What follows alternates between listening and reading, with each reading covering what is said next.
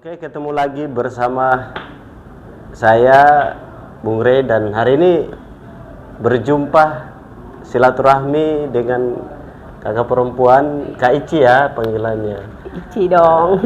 Jadi ketemu bersama silaturahmi sekali lagi untuk ngobrol-ngobrol santai sebenarnya, cuman obrolan ini tidak sebagaimana teman-teman nonton di channel-channel yang lain, karena ini kita bahas soal cerita-cerita aktivitas hari-hari dan pengalaman hidup terus Kak Ici agar bisa menjadi motivasi, bisa menjadi catatan untuk kita. Oke, Kak Ici perempuan, perempuan itu kan diibaratkan, bukan diibaratkan, kadang-kadang dibilang lemah ya. Iya. Perempuan itu lemah, perempuan itu tidak agak apa ya? Mereka bukan seperti laki-laki lah bahasanya.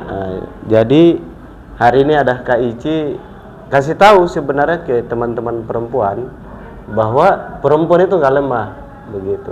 Tapi jauh sebelum, tapi kalau tidak kenal maka tak disayang. Baik. Nah, maka terpenting adalah ada cerita mungkin pengalaman sekolah di SD, terus SMP, SMA sampai pada tingkatan kuliah, baik S1, S2. Nah, itu perlu diceritakan agar teman-teman bisa mendengar, mengetahui.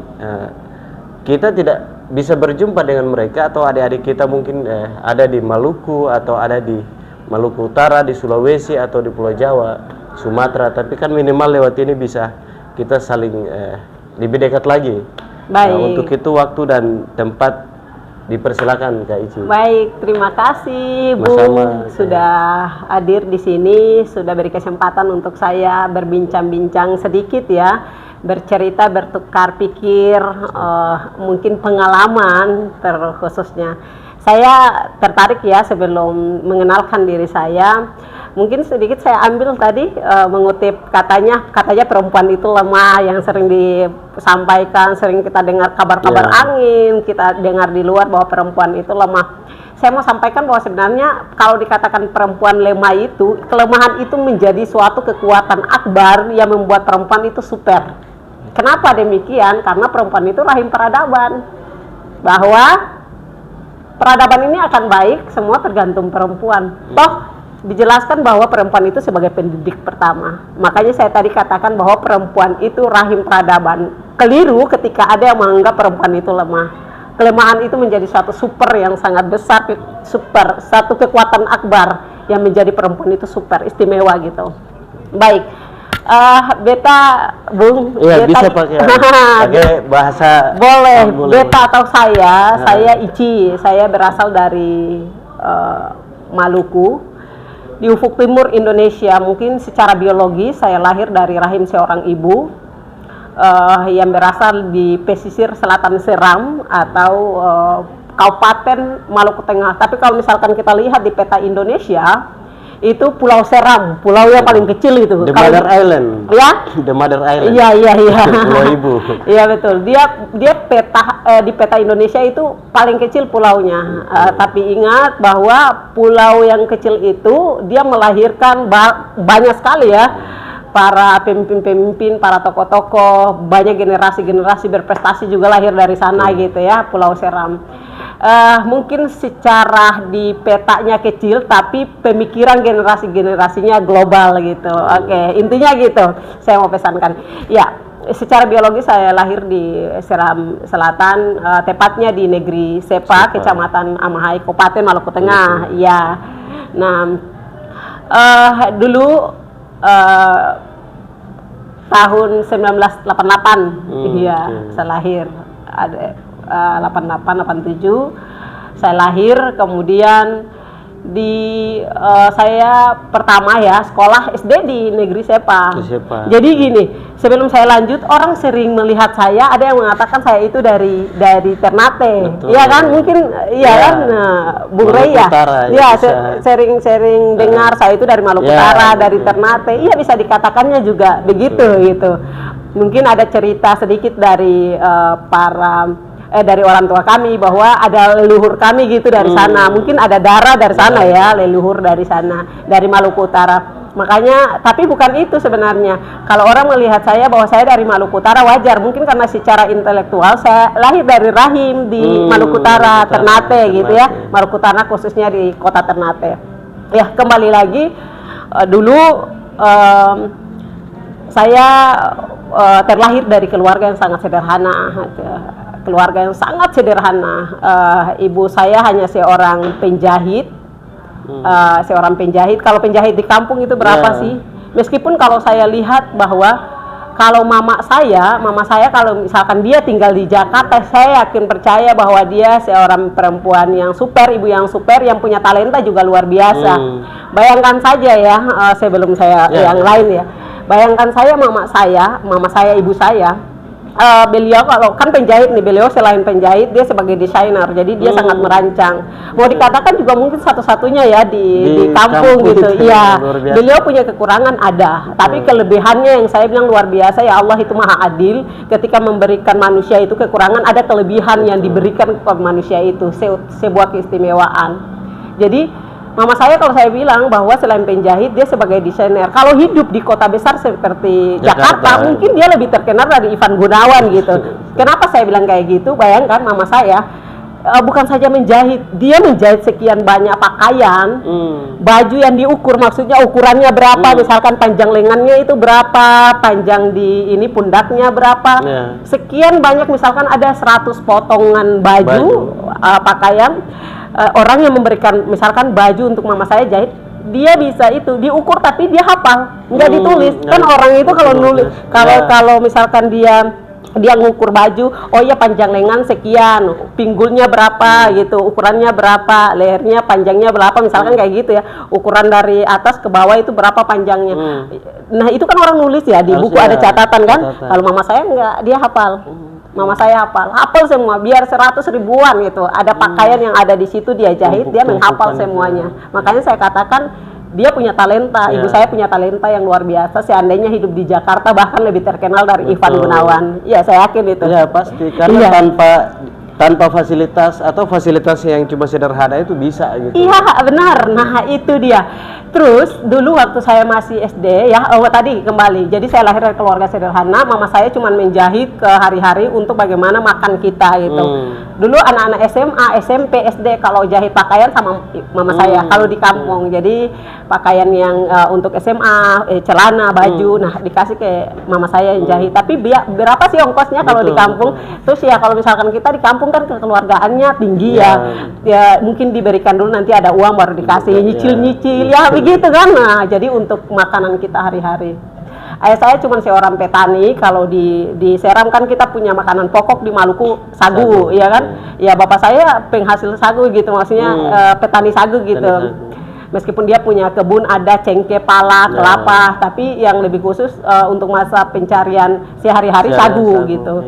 Gitu. Jadi kalau memang kalau cengkeh kan mungkin teman-teman juga tahu, ini musiman juga tahu musiman kan, misalkan kelapa musiman, cengkeh musiman, pala juga musiman. Nah kita punya rempah-rempah yang sangat berlimpah di Maluku, tapi itu musiman gitu. Sementara bagaimana untuk makan kita sehari-hari, saya lahir dari 4 bersaudara. 4 bersaudara, kalau seibu sebapak kita 4, kita ada 5 bersaudara, serahim, kita 4 bersaudara, saya anak kedua. Nah saya anak kedua, cowok semua ya? Cewek 2, cowok 2. Oh, lengkap. Nah, kalau misalkan dihitung lagi, kami yang 5 bersaudara, kita cewek 3, cowok 2. Tapi kalau serahim, berarti kita cewek 2, cowok 2. Nah, luar biasa. Ya alhamdulillah luar biasa. Nah, bagaimana untuk bertahan hidup? Ya gitu. Orang tua kami harus bekerja untuk kebutuhan hari-hari, ya. Dan dulu saudara saya yang pertama, kakak saya yang pertama masih SD, dia sudah kuliah sudah sekolah, sudah pergi hijrah ikut pesantren dulu. Pesantren ke pertama di Ambon ya, kemudian dikirim ke Balikpapan di Gunung Tembak. pusat Hidayatullah gitu di Gunung Tembak. Ya. Hidayatullah pusat di Gunung Tembak. Nah, kakak saya di sana sampai semester 8. Jadi dari kecil udah merantau ya. Nah, karena orang tua kami berpenghasilan yang sangat rendah gitu untuk mencukupi hari-hari, bagaimana kita ini bisa berpendidikan, maka kita Jadi pertama ayah saya mengiring kami biar punya bekal pendidikan agama itu kuat. Betul. Jadi kakak saya direkom untuk ikut keluar dari zona nyaman, masih SD kelas 5 udah keluar dari merantau kelas 5. Bukan kakak saya aja, saya juga begitu. Saya masih, kalau kakak saya SD kelas 5, saya kelas 4 SD sudah merantau gitu. Jadi kelas 1 sampai kelas 3 di kampung? Di kampung, sampai kelas 4. Kelas 4 di pertengahan saya sudah merantau. Merantaunya ke kota Ambon. Ya, lumayan jauh. Ya, lumayan jauh kan di masa itu, coba bayangkan. Di tahun 90-an secara otomatis Masya Allah. Saya sudah merantau sekolah di SD Alwatan Ambon, Kramat Jaya, Gunung Nona Ambon. Saya di sana SD Alwatan. Sembari saya juga pertama datang ke SD Alwatan itu karena diiming-iming gini. Jadi dulu kalau mendengar pesantren itu wow gitu. Ya, betul. Sesuatu banget untuk kita. Jadi mau berbondong-bondong tanpa paksaan orang tua. Saya yang meminta ke bapak saya mau pergi pesantren gitu. Bapak saya mau pergi ke pesantren. Mama saya mau ke pesantren. Ya udah, kebetulan ada yang datang untuk ngambil ini ya.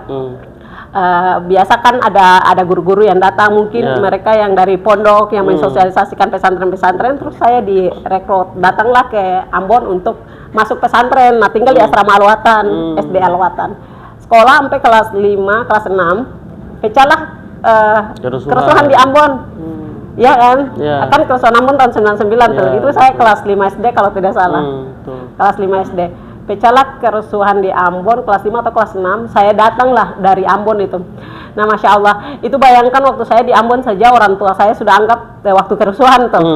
Waktu kerusuhan, itu kan kerusuhan ya dulu ya, tapi kita cerita aja. Jadi waktu kerusuhan orang tua saya pikir saya itu sudah meninggal gitu. Karena kan ya di sana saling tidak tahu gitu, apalagi saya di Ambon yang kita terpencar benar-benar terpencar. Kalau sekarang kan enak bisa di WhatsApp. Bisa di WhatsApp, bisa di ini. Dulu kan nggak mana ada itu, ada jangankan apa namanya HP gitu kan, apa gitu ya, telepon aja kan tidak ada gitu. Telepon rumah juga susah, meskipun ada tapi di kantor. Tapi kalau di kampung kan mana ada, kan nggak ada gitu. Nah, jadi orang tua saya pikir saya sudah meninggal gitu, sudah ini entah kemana gitu. Padahal tiba-tiba waktu itu ada dari Ambon yang datang ke Masohi, ke Seram ya. Saya ikutlah kapal itu, diam-diam saya ikut aja. Tiba-tiba saya sudah muncul, alhamdulillah. Ya sendiri. Saya ikut aja rombongan-rombongan yang mau balik mau diangkut. Misalkan dulu yang dari Masohi mau balik ke Masohi, yang dari Seram mau balik ke Seram kan diangkut tuh. Dengan pengamanan yang luar biasa. Saya ini aja nerobos aja begitu masuk. Yang penting bisa pulang ke Masohi. Pas sampai di sana kaget, oh alhamdulillah ya masih ada. Terus saya sekolah menyelesaikan SD saya di Madrasah Ibtidaiyah Negeri Masohi. Iya, Madrasah Ibtidaiyah Negeri Masohi. Alhamdulillah setelah lulus dari sana, kebetulan tante saya juga adik dari mama saya, kan guru juga ya. Jadi beliau merekom saya sekolah di sana. Tapi beliau bukan guru di Ibtidaiyah Masohi. Beliau di SD 2 Waipo Kabaresi gitu. Cuman merekom saya. Alhamdulillah saya selesai, kembali ke SEPA. Saya sekolah MTS Muhammadiyah SEPA. Ya, saya MTS Muhammadiyah SEPA, alhamdulillah sampai selesai 3 tahun di sana di MTS Muhammadiyah. Saya merantau lagi nih, keluar dari kampung, dari desa SEPA. Sekolah di SMA Negeri 1 dulu masih SMA Negeri Alternatif, sekarang udah jadi SMA 2 Masohi. Saya SMA Alternatif Masohi, kemudian sampai waktu itu bapak saya sudah sakit ya, sudah sakit-sakit. Kan ayah saya sampai sekarang nggak melihat. Sudah berusaha, alhamdulillah kita udah berusaha untuk operasi 2 kali, tapi Allah belum berkehendak. Mungkin ya itu takdir, jalan takdir ayah saya untuk tidak bisa melihat sampai sekarang. Jadi nggak bisa melihat dari saya SMA kelas 3 sampai hari ini. Tapi gitu. alhamdulillah masih sehat-sehat. Sehat, alhamdulillah sangat sehat. Bapak saya dengan usia udah 80 sekian tahun tapi masih sehat, alhamdulillah. Cuman itu tadi kita sudah berikhtiar ya 2 kali operasi. Nah, jadi ketika ayah saya sakit, saya kembali ke kampung dan menyelesaikan sekolah SMA saya di karena Masohi tadi. Dan kan saya sekolah di Masohi nih, di kota Masohi kan kalau tinggalnya di desa ya kan, Sepa kan kampung ya desa ya. Nah sekolah SMA di Masohi, pas dengar ayah saya sakit saya kembali ke Sepa, ke kampung tuh menyelesaikan SMA saya di sana. Karena kalau di antara bersaudara, kalau kita perempuan paling dekat dengan bapak, kan biasanya anak perempuan paling dekat dengan bapak gitu. Kalau dulu bapak saya pergi ke hutan, saya itu biasanya mengekor tuh, ikut bapak saya sampai tidur berhari-hari di hutan, di pohon-pohon kelapa itu kan. Masih kecil itu. Saya suka ikut bapak saya tidur di hutan. Jadi kalau traveling itu memang kalau sekarang istilah traveling, kakak sudah dari SD lah. Oh iyalah, dari SD gitu. Jadi bapak dulu orang bilang pukul sagu ya. Kalau kan agak jauh dengan kampung. Pukul sagu itu bahasa orang di sana berarti apa ya, sagu ya. itu kalau bapak saya di kebun nginap misalkan seminggu, saya tidur di nginap sama bapak saya. Kecuali jam sekolah, misalkan kan jaraknya itu berkisar 10 kilo, 10 atau 15 kilo dari kampung ke tempat kebun ngambil itu kan 10 kilo. Nah itu saya jalan kaki tuh. Itu naik gunung itu Kak? Enggak, kalau tempat sagunya kan dia harus air karena pengelolaan sagu kan pakai air kan. Jadi dia di bawah kaki gunung gitu. Tapi jauh banget itu dari rumah. Jadi kalau misalkan pagi saya pergi sekolah, kemudian saya harus jalan bawa bekal bapak saya itu 10 kilo. 10 kilo jalan kaki sampai ke kebun ke bapak saya. Nah begitu pun adik-adik saya mengalami hal yang sama dengan saya, sama kakak saya. Jadi kata orang ini antar bekal ya. Kalau orang di kampung antar bekal ke orang tua. Jadi bekal makanan orang tua itu mama masak, nanti siang setelah saya pulang sekolah saya antar bekal ke bapak untuk makan. Terus saya nginap lagi sama bapak, subuh-subuh saya balik lagi sekolah. Kemudian saya jalan lagi. Jadi sehari itu saya harus jalan 20 sampai 25 kilo gitu dalam sehari. Tapi saya nginap sama bapak saya di kebun. Setiap hari saya jalani seperti itu. Jadi sudah begitu saya waktu masih SD, sebelum tadi SMA saya kan udah lanjut ke SMA, tapi saya lupa waktu saya kecil-kecil itu.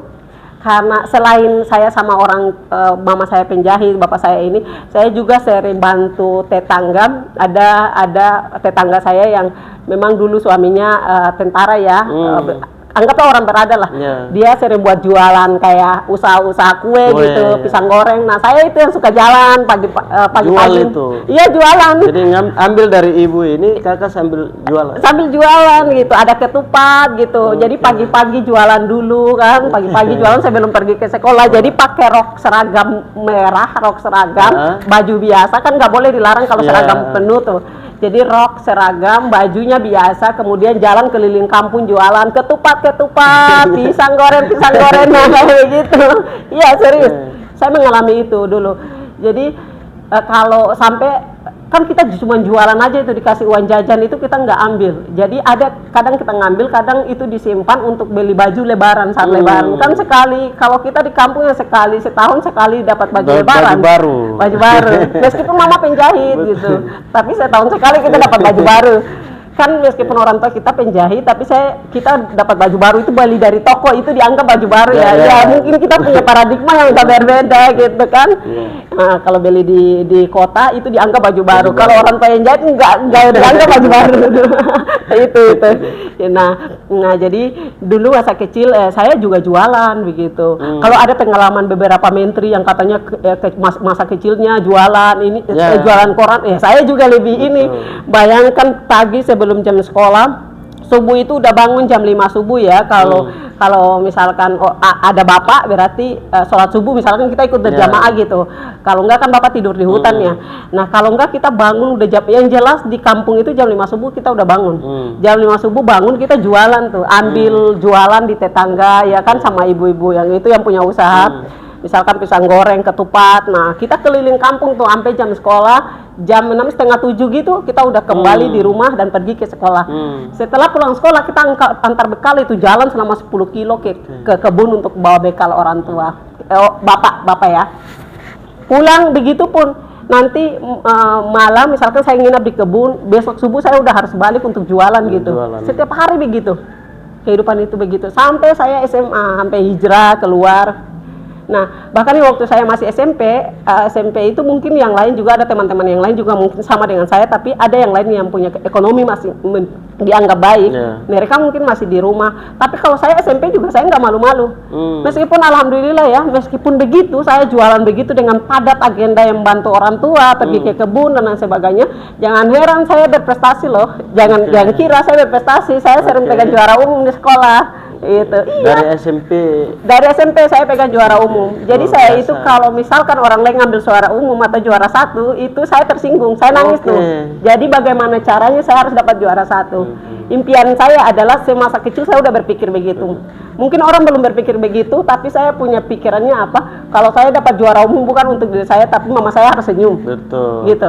Oke, sebelum lanjut Kak, cita-citanya apa? Kan orang SD nih, kan pasti ditanyain dong, kamu nanti apa namanya cita-cita kamu apa? Dokter lah, apa guru. Kalau di kampung itu kan rata-rata laki-laki itu kalau nggak polisi tentara. Iya. Nah gitu. Saya cita-cita jadi polwan. Oke. Jadi polwan.